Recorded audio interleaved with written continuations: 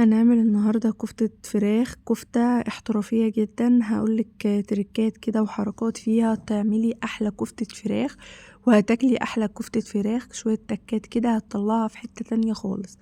أول حاجة كده معايا نُص كيلو بانيه، ميكس كده ما بين الصدور والوراك، الميكس ده خطير وبيفرق جدًا في طعم الكفتة، ومعايا فلفل ألوان أحمر، أخضر، أصفر، ضربتهم كده في الكبة وصفيتهم وخدت الفلفل بس.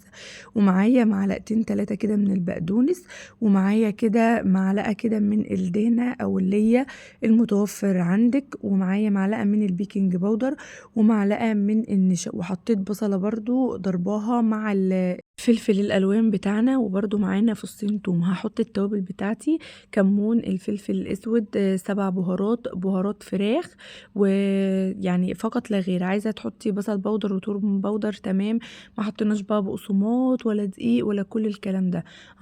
هنقلب كل الكلام ده بالمعلقة، وبعدين هنحطه في الكبة نضربه معانا لحد ما يبقى معانا بالطريقة دي، وندخلها التلاجة كده لمدة نص ساعة تتشمع كده مع بعضها. ودي المية اللي نزلت معانا من البصل والثوم والفلفل الألوان، ضربناهم كده كلهم مع بعضهم وخدنا ميتهم. لازم نصفيهم كويس جدا من المية، عايزين الكفتة بتاعنا تبقى كده متماسكة وحلوة. معايا كده مية البصل بتاعتي والفلفل، هحط عليها معلقة من دبس الرمان، معلقة من الصويا صوص، ورشة ملح ورشة فلفل اسود. لو مش متوفر صويا صوص ودبس رمان ما نحطش، نحط معلقة كاتشب. لو مش متوفرة كاتشب معلقة صلصة، مش متوفر صلصة نستكفي كده بالمية بتاعتنا اللي نزلت من التوابل من الخضار بتاعنا اللي هو الفلفل والبصل والثوم بتاعنا. اجيب كده عصيان الشيش طاووق كده واصب عليها، احط ايدي كده في الميه وبعدين اطلعها كده واصبعها بالشكل اللي انا حباه. وهندهن الصينيه بتاعتنا زيت ونشغل الفرن على درجه حراره 200. احلى كفته فراخ ممكن تاكليها او كباب فراخ ممكن تاكليه، طعمه بشكل مش طبيعي. واحنا بنضرب اللحمه بتاع الفراخ بتاعتنا في الكبه، لو مش متوفر عندك دهنة أو ليا ممكن تحطي معلقة سمنة بلدي حلوة كده أو معلقة زيت، المادة الدهنية اللي انت حباها، عشان الكفتة بتاعتك ما تكشش منك وتبقى جوسي وطرية بالطريقة بتاعتنا دي. هعمل كده شكل بالمعلقة بتاعتي عشان تدي شكل التعويجة كده زي ما بنجيبها من بره، وبالفرشة بتاعتي كده وادهن وشها من فوق كده. وطبعا هدخلها على درجة حرارة عالية، درجة حرارة 200. هتاخد نص ساعة في الفرن، يعني ربع ساعة على الوش الأول وربع ساعة على الوش التاني بدون ما تكش مننا. يعني معلقة النشا مهمة جدا، ومعلقة البيكنج باودر مهمة جدا. هتجهز طبعا طبق التقديم بتاعي.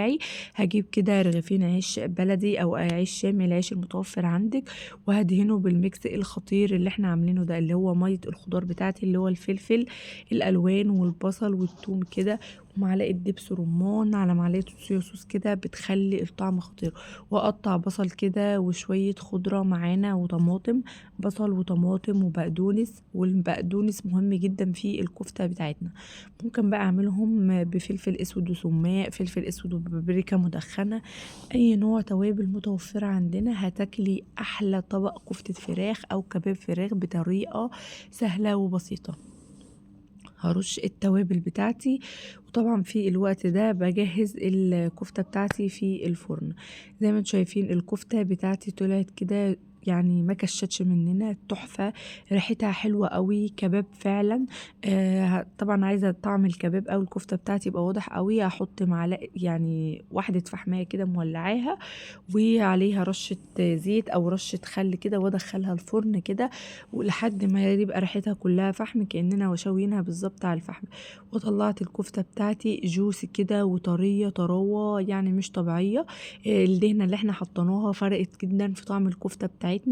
التوابل كل التركات اللي احنا عملناها فيها ادتنا كباب تحفة وحلوة قوي، وطعمه كده خطير، مستوية من جوه وجميلة.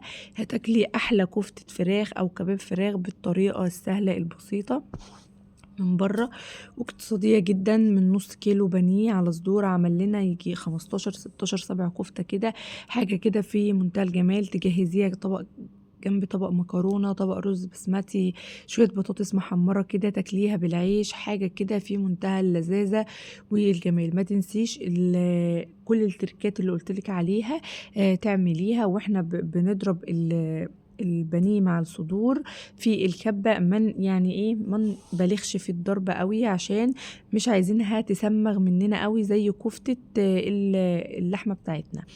هنحط كده رشة بقدونس بالطريقة اللي انتوا شايفينها دي، وخلاص احلى طبق كباب جاهز معانا كده. تقدري تقدميه بالطريقة اللي انت حباها.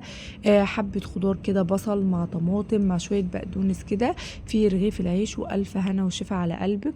أحلى غدا سهل وبسيط واقتصادي جدا، تقدري تحضريه بكل سهولة، غدا عشاء هيقضي معاكي في كل الوجبات، حاجة كده في منتهى الجمال واللذاذة.